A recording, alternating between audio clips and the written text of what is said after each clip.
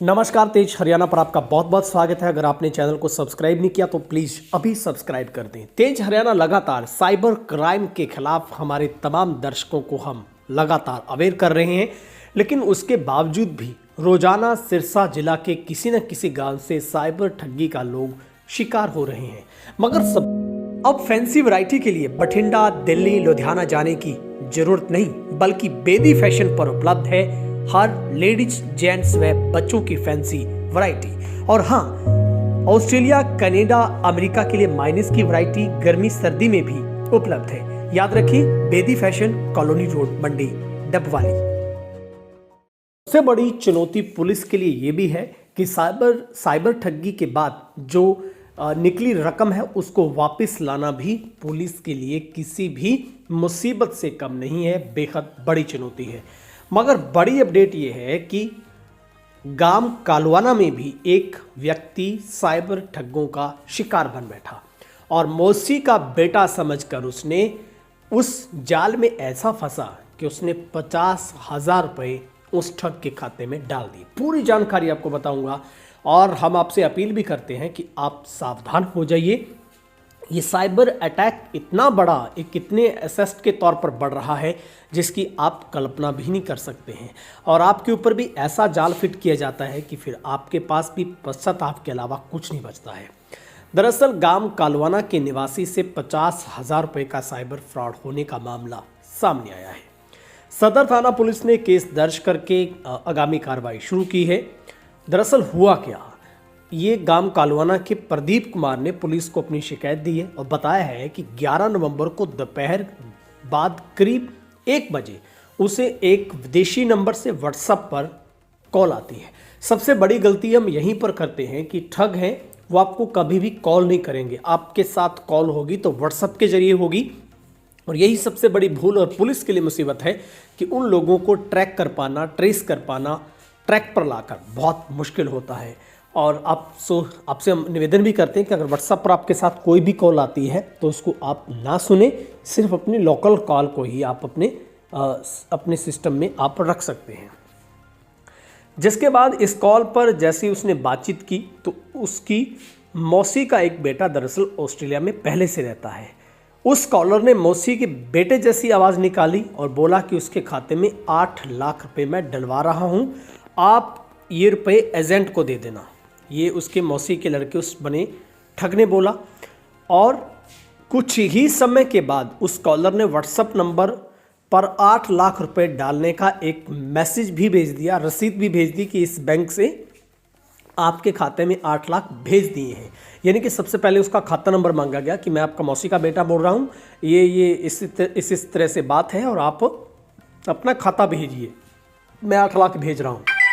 लेकिन सबसे बड़ी गलती है कि इस व्यक्ति ने, जो प्रदीप कुमार ने, ये चेक नहीं किया कि क्या वाकई उसके खाते में पैसे आ गए हैं। उसने रसीद को देखकर ही उसने सोचा कि वाकई उसका मौसी का लड़का आज बहुत मेहरबान है और 8 लाख रुपए डलवा रहा है।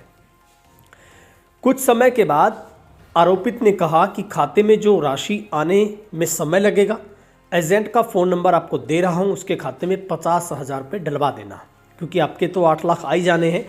अब एजेंट के आपके पास कॉल आएगी। कुछ ही समय के बाद कॉल आती है और इस प्रदीप कुमार की ओर से 40,000 रुपये अपने खाते से उसको भेज दिए जाते हैं। फिर एक भाई के खाते से 10,000 रुपये ट्रांसफ़र किए जाते हैं। लेकिन इसके बाद उसने ऑस्ट्रेलिया निवासी अपने भाई से बात की तो पता चला कि उसने रुपये ना मांगे ना उसके खाते में भेजे। ये उसके साथ एक तरीके से फ्रॉड हुआ है और इसके अलावा कुछ भी नहीं है।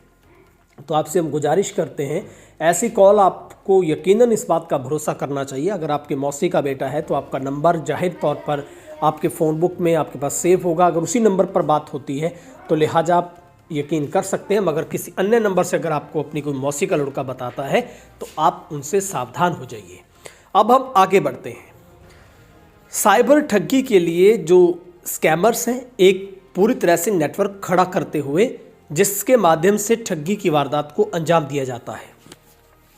आरोपियों के नेटवर्क के जोड़ने के लिए बेरोजगार युवाओं को कमीशन का लालच दिया जाता है। पुलिस अधिकारियों की माने तो आरोपी ठगी के लिए पीड़ित से जो भी राशि ट्रांसफर करवाते हैं वो बैंक खाते में उनकी ओर से किराए पर अथवा कमीशन पर खरीद लिया जाता है। यानी कि वो किराए पर और रेंट के ऊपर उन खातों को खरीदते हैं। साइबर थाना प्रभारी सुभाष कुमार की माने तो साइबर अपराधी बैंक खातों के लिए एजेंटों की इंटरनेट मीडिया के माध्यम से रखवाली एक्टिव करते हैं।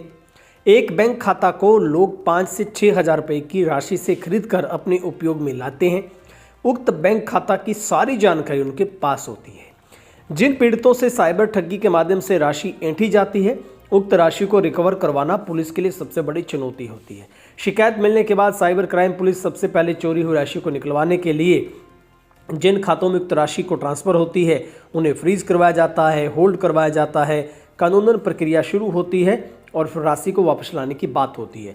दरअसल पुलिस सूत्रों से मिली जानकारी की माने तो हांगकांग, दुबई, विन्यात, लाओस और कंबोडिया में बैठे साइबर अपराधी भारतीय एजेंटों की मदद से खाते खुलवाते हैं।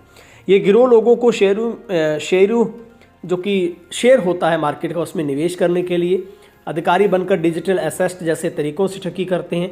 खातों को संचालित करने के लिए गिरोह online mobile access app APK file के माध्यम से डाउनलोड करवाते हैं। खातों में लेन देन के लिए वर्चुअल नेटवर्क से इंटरनेट का इस्तेमाल करते हैं। टेलीग्राम ऐप पर ग्रुप बनवाते हैं। खाता खुलवाने के लिए एजेंट तक तैयार किए जाते हैं।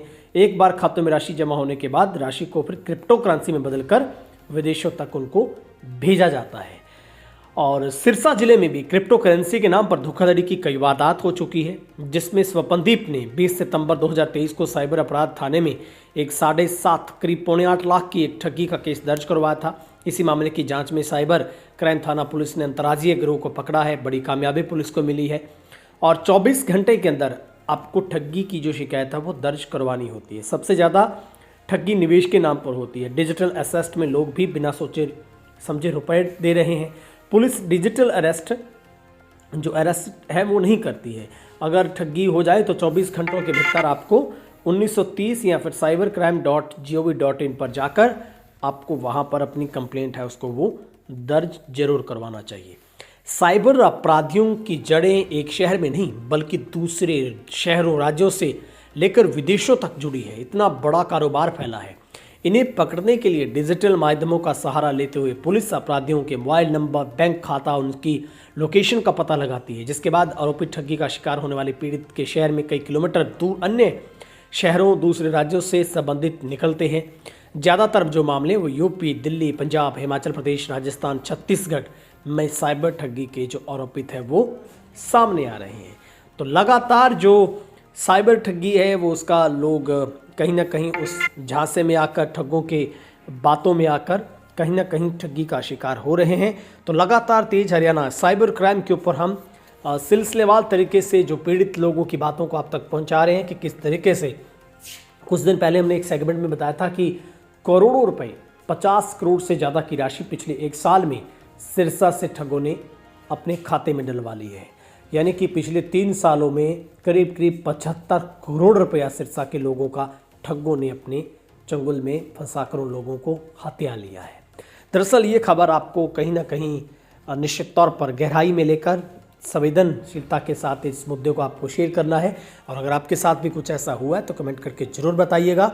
और अगर आप लोगों को अवेयर कर सकते हैं तो आप अपने माता पिता को, घर में बैठी पूरी फैमिली को, अपने रिलेटिव को इस बात की जानकारी जरूर दीजिए कि आपके साथ भी कभी ऐसी बातचीत है वो हो सकती है। बहुत बहुत शुक्रिया।